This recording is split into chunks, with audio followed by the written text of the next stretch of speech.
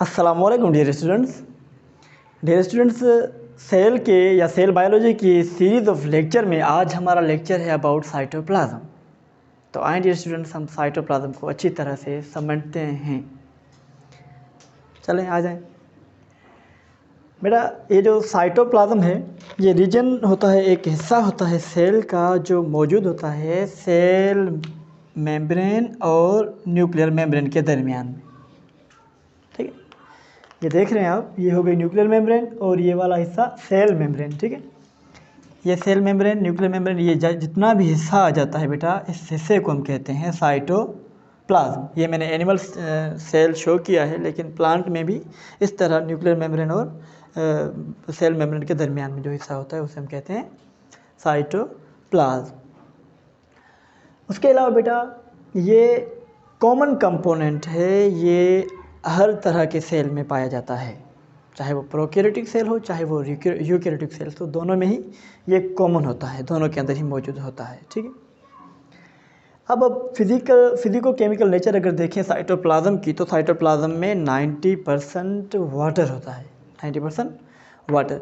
जैसे हमने कुरान में पढ़ा था कि अल्लाह ताला ने कुरान करीम में फरमाया है, वजअलना मिनल मा कुल्ल शैइन हय्या, we have made every living being of water. हमने हर चीज़ को पानी से ही बनाया है। ठीक है, क्योंकि उसका जो साइटोप्लाज्म है या हम कहें कि प्रोटोप्लाज्म है, उसमें 90% वाटर होता है। जो वाटर मुख्तलिफ जो केमिकल्स, फंडामेंटल केमिकल्स हैं लाइफ के लिए, उनको अंदर डिज़ोल्व करके एक सॉल्यूशन बनाता है।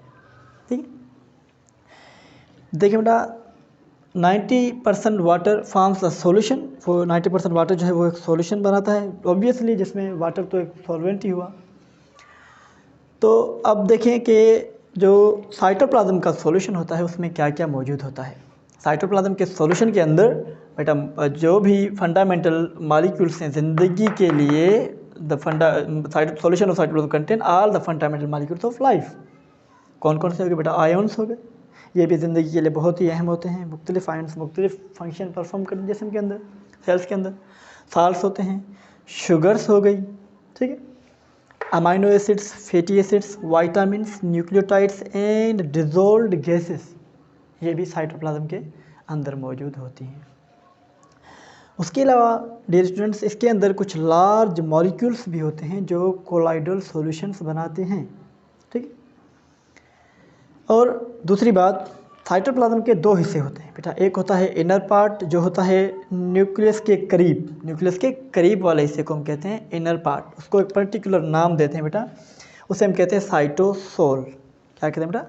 साइटोसोल, जो कि विस्कस होता है, गाढ़ा होता है। ठीक है, और दूसरा जो सेल मेम्ब्रेन की तरफ वाला हिस्सा होता है बेटा, हम उसे कहते हैं आउटर पार्ट कॉल्ड साइटोजेल। ये मोर विस्कस होता है। साइटोसोल लेस विस्कस होता है और साइटोजेल मोर विस्कस होता है। और उसके अलावा बेटा देखिए आप, ये जो सर्कुलर स्ट्रीमिंग मूवमेंट होती है साइटोप्लाज्म के अंदर, ठीक है, किसकी वजह से? माइक्रोफिलामेंट्स की वजह से जो सर्कुलर मूवमेंट होती है साइटोप्लाज्म के अंदर, उसे हम कहते हैं साइक्लोसिस। ठीक है, circular streaming movement of cytoplasm is called as cyclosis. इसका क्या रोल होता है बेटा? This cyclosis is responsible for distribution of cell contents. मतलब सेल के अंदर इस साइक्लोसिस की वजह से ही मुख्तलिफ कंटेंट्स होते हैं, मुख्तलिफ ऑर्गेनल्स वो अपनी जगह पर होते हैं। ठीक है,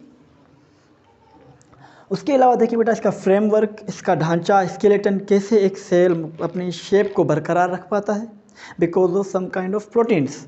बेटा वो प्रोटीन्स कौन कौन सी होती हैं? वो प्रोटीन होती है बेटा microfilaments, microtubules and intermediate filaments. ये आप मैंने यहाँ पर ये जो डिनोट की हैं बेटा, दीज आर दी प्रोटीन्स। ठीक है, ये कौन सी हैं? Microfilament, microtubules and intermediate filaments, ये प्रोटीन्स से मिलकर एक सेल का स्केलेटन बनाती हैं। ठीक है बेटा, उसके अलावा अब आ जाए, जो मेटाबॉलिक एंड स्टोरेज रोल क्या होता है साइटोप्लाज्म का, किस तरह साइटोप्लाज्म के अंदर मेटाबॉलिज्म होती है और स्टोरेज होती है। बेटा, site for metabolism and store house, इसकी मेटाबॉलिज्म जो होती है बेटा वो साइटोसोल के अंदर होती है। 2 रीजन हमने पढ़े हैं ना। देखिए बेटा, एक रीजन कौन सा है, साइटोसोल, ये लेस विस्कस होता है, ये इनर पार्ट होता है। मीन्स बेटा मेटाबॉलिज्म जो होती है वो इनर पार्ट में होती है, जो न्यूक्लियस के करीब हिस्सा होता है उसके अंदर मेटाबॉलिज्म होती है। उसके अलावा इसके अंदर स्टोरेज होती है, वो जैसे अपना अच्छा मेटाबॉलिज्म किस चीज़ की होती है, जैसे प्रोटीन सिंथेसिस हो गई, ग्लाइकोलाइसिस, ग्लूकोज का टूटना हो गया, ये अंदर की तरफ होती है साइटोसोल्स में, ठीक है। अच्छा, दूसरा जो आउटर पार्ट है साइटोजेल, जिसे हमने कहा कि उसके अंदर क्या होती है, स्टोरेज होती है यूज़फुल सब्सटेंस की और वेस्ट मटेरियल्स की, ठीक है। यूज़फुल सब्सटेंस जो हैं वो सेल के अंदर यूटिलाइज होते हैं और बेटा वेस्ट मटेरियल्स जो होते हैं वो एक्सपेल हो जाते हैं out of cells, cell get rids of this waste materials. अच्छा बेटा, तो ये था एक ब्रीफ इंट्रोडक्शन अबाउट साइटोप्लाज्म। बेटा इंशाल्लाह ताला अगला जो हमारा लेक्चर होगा this will be about cytoplasmic organelles. बेटा जाते जाते मेरी आपसे यही रिक्वेस्ट है, अगेन चैनल को सब्सक्राइब करें, बेल आइकन को प्रेस करें, ताकि आने वाला लेक्चर, हर लेक्चर जो हो वो आप तक अपलोड करते ही पहुंच जाए। उसके अलावा बेटा इस लेक्चर को आप शेयर करें फ्रेंड्स के साथ, जितने भी स्टूडेंट्स हैं उनके साथ शेयर करें। हो सकता है कि आपके इस शेयर करने से काफ़ी स्टूडेंट्स की प्रॉब्लम सॉल्व हो जाए, काफ़ी स्टूडेंट्स को नॉलेज मिल जाए। तो बेटा अपना ढेर सारा ख्याल रखिएगा, मिलते हैं अगले लेक्चर के साथ। अल्लाह हाफिज़।